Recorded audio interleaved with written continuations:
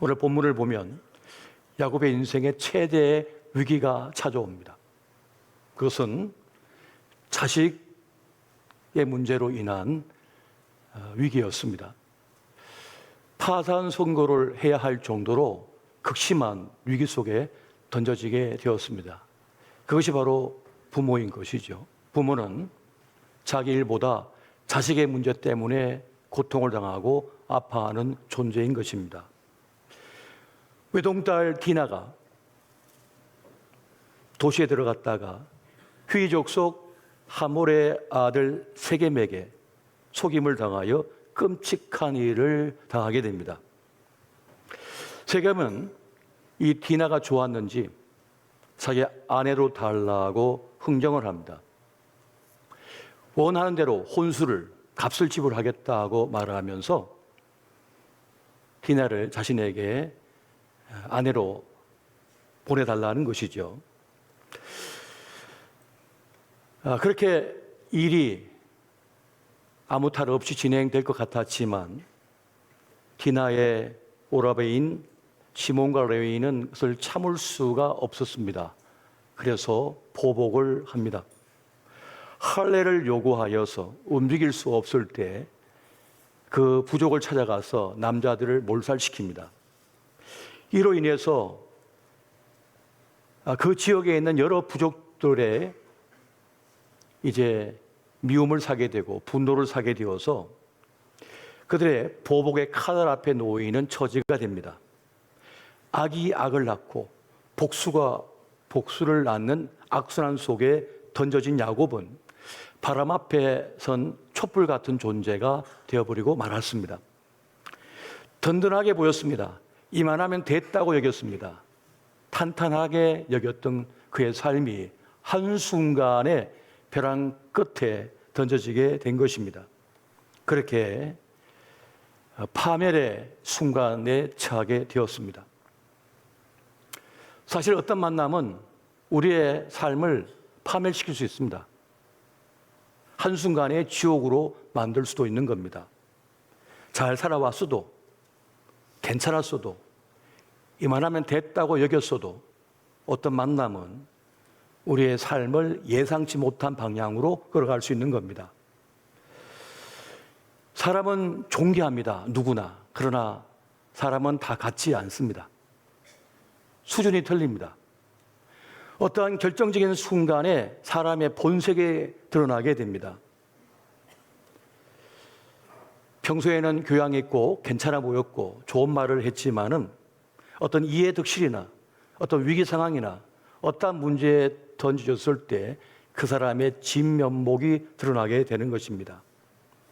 자기는 딸 디나를 아내로 달라고 야곱에게 그렇게 하소연하고 있지만 언제 또 남자의 마음이 돌변할지 모르는 것입니다.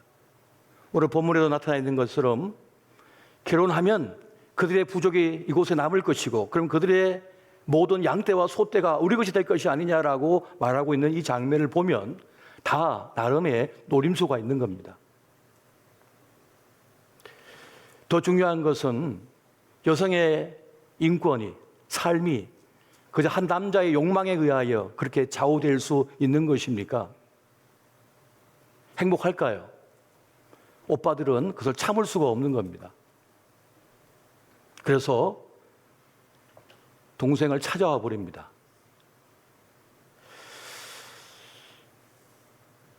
이 사람의 일은 우리가 예상할 수 없는 거죠. 전혀 예상할 수 없는 것이 우리 인생사인 것입니다. 이 아리따운 딸 디나가 그 화려한 도시를 바라보면서 그 살고 있는 자기 또래의 여자아이들을 보고 싶어서 그저 그 도시에 들어간 것 뿐인데 그곳에서 속임수에 걸려서 끔찍한 일을 당하고 한순간에 그의 인생은 지옥을 맛보게 되었습니다. 그의 젊음과 그의 미래는 한순간에 엉망진창이 되어버리고 만 것입니다. 낭떠러지도 던져지고 만 거예요. 또 동생의 처지를 불쌍히 여기고 분노했던 그 오빠들은 그 족속의 사람들을 죽임으로 인하여 자기들도 이제 몰살을 당할 위기에 처하게 된 것입니다. 그렇게 우리는 내가 좋아하는 것, 내가 자랑스러워하는 것, 괜찮다고 여긴 그러한 일들을 하면서도 자기도 모르게 자기 일생을 망쳐버릴 수도 있는 겁니다. 조심스럽게 한 발 또 한 발을 내딛고 살아왔지만은 뜻하지 않은 사건으로 인해서 수렁에 빠질 수도 있는 것입니다. 그렇게 손 쓸 수 없는 상황 속에 던져진 야곱, 그 야곱은 깊은 고뇌, 고통 속에 던져지게 됩니다. 그렇게 우리는 내 삶의 결과물로 인하여 고통받을 때가 참 많습니다. 맞서 싸워야 할까? 용서를 구해야 할까? 어떤 길을 선택해야 살 수 있을까? 전혀 대안이 보이지 않습니다. 아무리 생각해 보아도 길을 뚜렷하게 볼 수가 없는 거예요. 그때 우리는 어떻게 해야 될까요? 그때 우리는 믿음의 사람답게 믿음을 선택해야만 하는 것입니다. 그리스도 예수의 사람들은 믿음의 길을 걷는 사람들인 것입니다. 그것이 정답이기 때문에 그러합니다. 그래서 여러분, 어떠한 막막한 일을 만났을 때, 위기 속에 던져졌을 때 성경을 펼치시기 바랍니다. 하나님의 말씀은 진리이기 때문에 그러합니다. 첫 성경책을 펼치면 창세기 1장 1절이 있습니다. 거기에 답이 있습니다. 같이 한번 볼까요? 시작. 태초에 하나님이 천지를 창조하시니라. 아멘. 하나님께서 모든 걸 창조하셨답니다. 우리 있음이 하나님 때문이랍니다. 이 우주와 지구 있음이 하나님 때문이랍니다. 하나님을 시작하게 하는 분이에요. 새롭게 하시는 분도 하나님이시라는 거예요. 태초에 하나님이 천지를 창조하셨으니 내 삶을 창조하실 분, 내 자녀의 운명을 창조하실 분도 하나님이신 것을 믿으시기 바랍니다. 여러분, 모든 것을 창조하신 하나님은 모든 걸 성취하시는 또한 분이십니다. 처음과 끝을 이루시는 분이십니다. 다시 말하면 모든 걸 성취하는 분이시라는 거죠. 요한계시록 22장 13절 말씀 같이 한번 보겠습니다. 시작. 나는 알파와 오메가요, 처음과 마지막이요, 시작과 마침이라. 아멘. 시작하신 분도 하나님이시요, 성취하는 분도 하나님이시다는 것을 지금 말씀하는 겁니다. 위기 속에 있던 야곱에게 하나님이 찾아오십니다. 하나님께서 오셨습니다. 그리고 야곱에게 답을 주고 계신 것입니다. 하나님은 어떤 분이십니까? 내가 망쳐놓은 것을 다시 고쳐주시고 회복시켜주시는 분. 그래서 하나님은 우리의 구원자가 되시는 것입니다. 최악의 상황에서 최고의 선을 이끌어낼 수 있는 분이 누구시냐? 바로 하나님이시라는 것입니다. 하나님께서 야곱에게 이렇게 말씀하시죠. 창세기 35장 1절 말씀 우리 같이 보겠습니다. 시작. 하나님이 야곱에게 이르시되 일어나 베델로 올라가서 거기 거주하며 내가 네 형 에서의 낯을 피하여 도마하던 때에 내게 나타났던 하나님께 거기서 제단을 쌓으라 하신지라. 아멘. 삶과 죽음의 경계에서 제단을 쌓으라, 단을 쌓으라 라고 말씀하고 있습니다. 무슨 뜻입니까? 내 운명이 그들에게 달린 것이 아니라, 너 자신에게 달려있는 것이 아니라 하나님께 달려있다고 하는 것을 말씀해 주시는 장면이 되고 있다는 것입니다. 내가 가진 재물이나 내가 가진 지식이나 나의 경험이나 사람들이 아니라 내 운명을 지키고 살릴 분은 하나님밖에 없다는 것을 지금 말씀하는 장면인 것입니다. 우리도 살다가 위기의 순간을 만날 때가 있습니다. 그때 나를 살려낼 것 같은 것들이 참 많이 있어요. 대안이 참 많아 보입니다.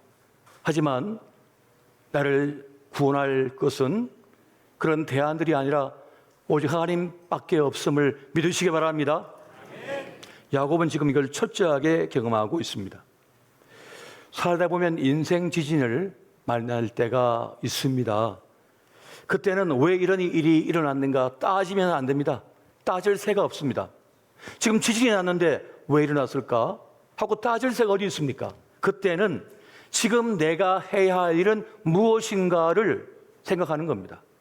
지금 당장 난 무엇을 해야 하는가? 하나님께서 야곱에게 답을 주고 있는 것입니다. 베델로 올라가 단을 쌓아라. 네가 에서를 피하여 도망가다가 돌 베개를 베고 잘 때에 그 꿈에 하늘사람다리가 하늘에서 내려와서 천사가 오르락내리락 하는 것을 보았을 때 네가 여기가 하나님의 집 베델이구나 하면서 돌 위에 돌을 올리고 기름을 부어서 단을 쌓아 예배를 드리지 않았느냐, 그리고 나와 언약을 맺지 않았느냐, 바로 그 자리로 돌아가라. 그리고 그곳에서 단을 쌓아 예배를 드리라고 말씀하고 있는 것입니다. 사마리아 여인이 예수님을 만나서 예배 장소를 묻습니다. 우리 어디서 예배를 드려야 됩니까? 에발산입니까? 그리심산입니까? 당시 사마리아 사람들은 그리심산에다가 성전을 지어놓고는 예배 드렸거든요. 그래서 유대인들과 사마리아인들은 서로 경쟁하고 서로 시기하고 서로 무시하고 그랬습니다. 그때 예수님께서는 장소 중요하지만 지금은 때가 중요하다고 말씀해 주고 있습니다. 요한복음 4장 21절 말씀 보겠습니다. 시작. 예수께서 이르시되 여자여 내 말을 믿으라. 이 산에서도 말고 예루살렘에서도 말고 너희가 아버지께 예배할 때가 이르리라. 아멘. 너희가 아버지께 예배할 때가 이르리라. 삶과 죽음의 경계에서 단을 쌓으라고 말씀하시죠. 예배할 때가 이를 것이다 라고 말씀해 주고 있는 것입니다. 예배에서 장소 중요합니다. 그래서 베델로 올라가라고 하신 거죠. 근데 더 중요한 건 뭐냐? 때가 중요하다는 거예요. 예배 때가 있다는 것입니다. 때를 나타내는 호라라고 하는 헬라어가 있는데 이건 자연의 흐름에 따른 시간이기도 하지만 어떤 때는 결정적인 시간을 말할 때가 있습니다. 예배할 결정적인 순간이 있다는 거예요. 예배 드릴 결정적인 시간이, 때가 있다는 것을 말씀해 주고 있는 것입니다. 예배는 무엇입니까? 하나님의 임재, 하나님의 귀한 구원, 나를 살리는 말씀을 결정적으로 만나는 시간이 되는 겁니다. 바로 예배의 시간인 것입니다. 예배의 순간이 되고 있는 거예요. 예배는 하나님이 인간을 위해 일하시는 시간이라고 말씀드릴 수가 있습니다. 예배의 정의를 할 때 예배는 오로지 우리가 올려드리는 것이다 라고만 생각을 하고 있지만 성경에 말하고 있는 바는 그걸 넘어서는 것입니다. 독일어로 예배를 뜻하는 단어인 고데스인스트라고 하는 말이 있습니다. 하나님이라는 뜻의 고트라고 하는 이 말과 섬기다라고 말을 가진 디넨이라고 하는 이 말이 결합되어진 것인데, 하나님을 섬기는 것이 예배이고 또한 죄인들을 위하여, 인간들을 위하여 하나님께서 일하시는 그 시간, 자리가 바로 예배의 시간이고 자리가 된다는 것을 말씀하고 있다는 겁니다. 종교개혁가인 루터는 이것을 그렇게 중요하게 다루었어요. 이렇게 말합니다. 예배란 은총의 수단의 말씀과 성례전을 통해 하나님께서 죄인을 위해 일하시는 것으로 출발하여 인간의 그 은총의 기도와 찬송과 감사로 반응하는 상호 소통의 과정이다라고 말을 합니다. 예배는 말씀과 성례전을 통해 하나님께서 죄인들을 위하여 일하시는 사건이 되고 있다는 것입니다. 그래서 여러분, 하나님의 임재는 모든 구원의 사건이 되고 있는 것입니다. 죄 속에 있고 멸망 앞에 서 있던 인간에게 하나님께서 찾아오시잖아요. 그때 구원의 사건이 일어나게 됩니다. 하나님께서 임재하는 그 자리가 예배 자리 아닙니까? 우리가 예배를 주님 앞에 올려드리려고 준비하고 드릴 때에 하나님께서는 그 예배의 현장소에 오셔서 임재하심을 통하여 구원의 사건을 행하고 계심을 믿으시기 바랍니다. 이것이 예배의 정의가 되고 있는 것입니다. 다시 말하면 예배가 모든 것을 살리는 것입니다. 왜? 하나님의 임재가 있으니까요. 하나님께서 계신 곳에 뭡니까? 자유함이 있고 구원이 있는 것이거든요. 하나님을 모시는 사건이 뭡니까? 예배인 겁니다. 만약 여러분 가운데 그동안 예배를 우습게 여겼다면, 쉽게 여겼다면 회개하십시오. 예배는 쉬운 것이 아닙니다. 어려운 것입니다. 예배는 힘들게 드려야 돼요. 왜냐하면 하나님께서 우리 가운데 오셔서 구원의 일을 행하고 계시기 때문에. 오늘 성경 본문이 무척 길었습니다. 역대급으로. 그래서 어떤 분들은 목사님 성경 구절 너무 기니까 짧게 달라고 그러신 분이 있어요. 그래서 제가 지금 주차장 봉사하는 분을 보십시오. 땀을 뻘뻘 흘리면서 지금 하루 온종일 주차봉을 들고 뻘뻘 흘리면서 일하지 않으신가요? 수고하고 있지 않나요? 다 수고하고 있는데 성경 구절만 쉽게 읽으면 어떡하나? 읽다가 졸도도 해야죠. 예배는 그런 것입니다. 예배가 모든 것을 살리는 것임을 믿으시기 바랍니다. 그래서 주님께서는 야곱에게 베델로 올라가 단을 쌓으라고 지금 말씀하는 것입니다. 여러분, 광야를 통하여 야곱은 하나님을 깨달았습니다. 자신을 깨달았습니다. 자식을 깨달았습니다. 인생을 깨달았습니다. 인간에 대하여, 세상에 대하여 깨닫게 되었습니다. 그렇게 광야의 시간은 나를 깨닫게 하는 시간이 되고 있습니다. 철저하게 자신을 깨닫습니다. 내가 그리 대단한 존재가 아니구나.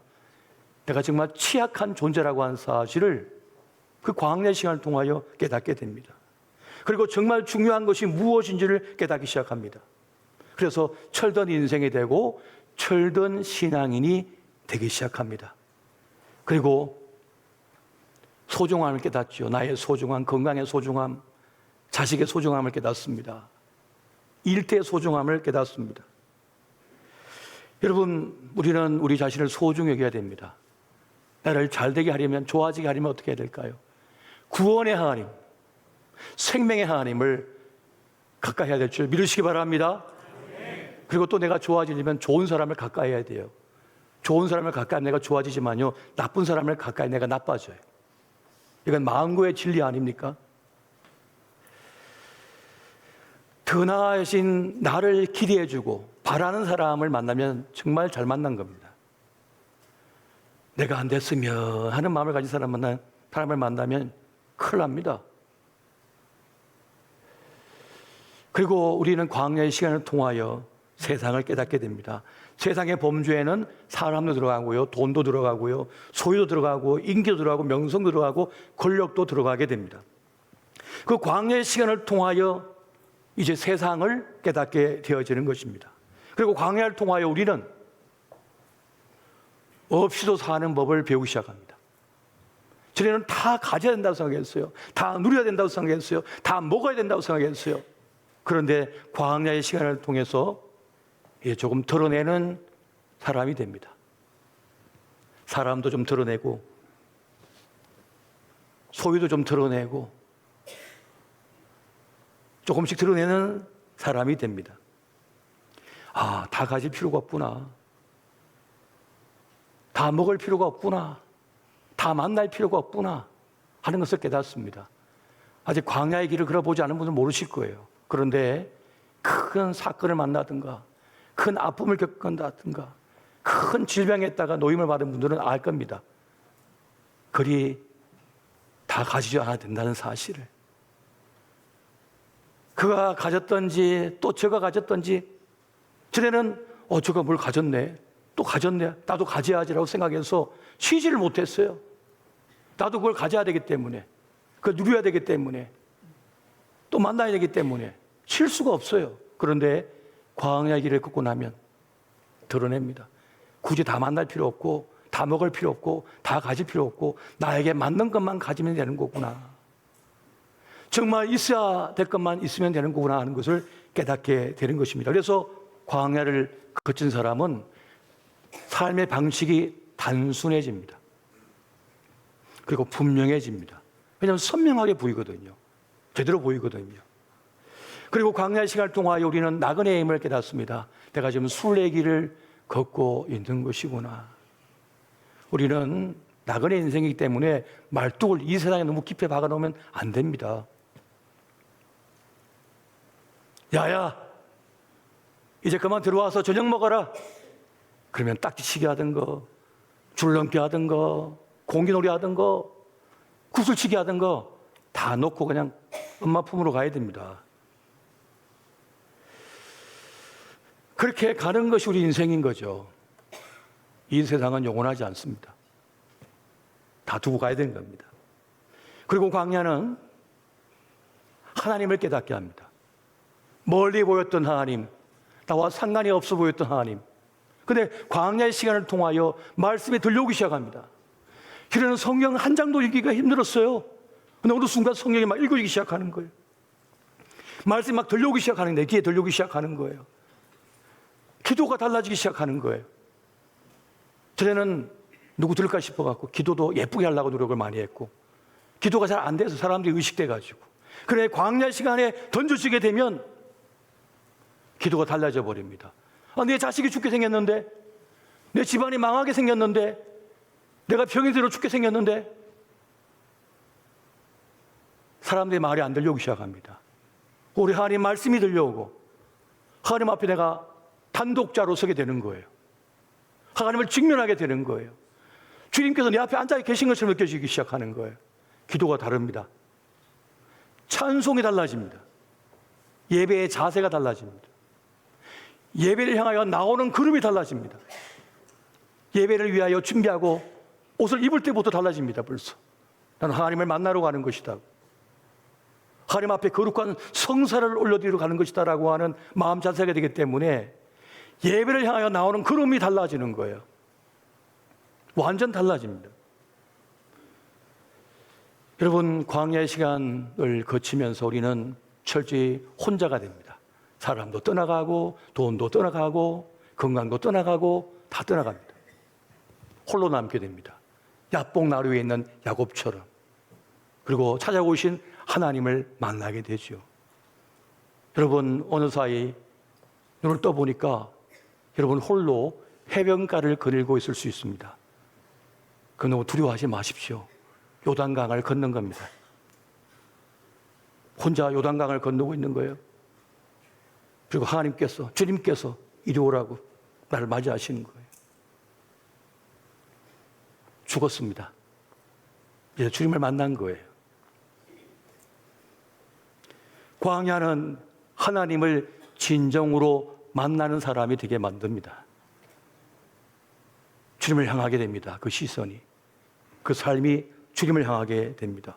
멀게만 느껴졌던 주님이 바로 앞에 있다고 하는 사실을 깨닫게 되는 사건이 바로 광야의 시간인 것입니다.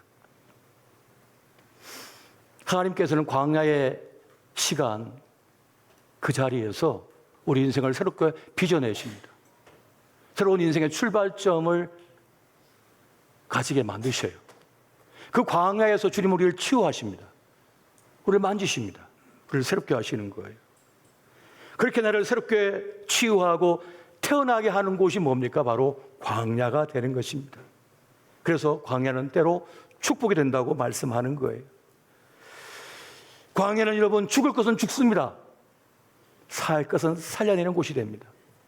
떠날 것은 떠나게 만듭니다. 남을 것은 남게 만듭니다.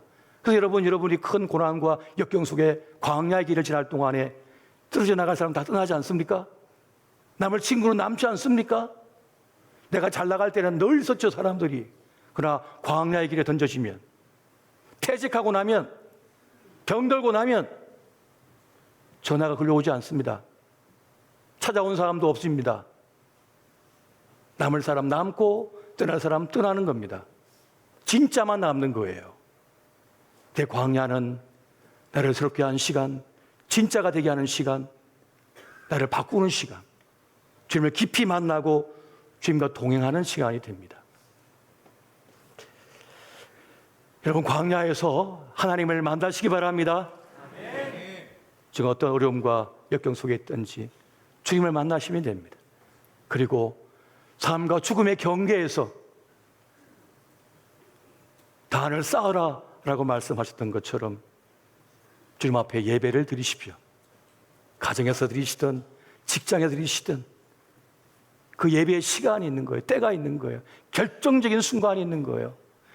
베델로 올라가 단을 쌓으라라고 말씀하셨던 것처럼 그 결정적인 순간에 주님 앞에 단독자로 서서 예배함으로 광야를 이기고 치유받고 변화되고 세계를 열어가시는 저와 여러분 되시기를 예수 이름으로 축원드립니다.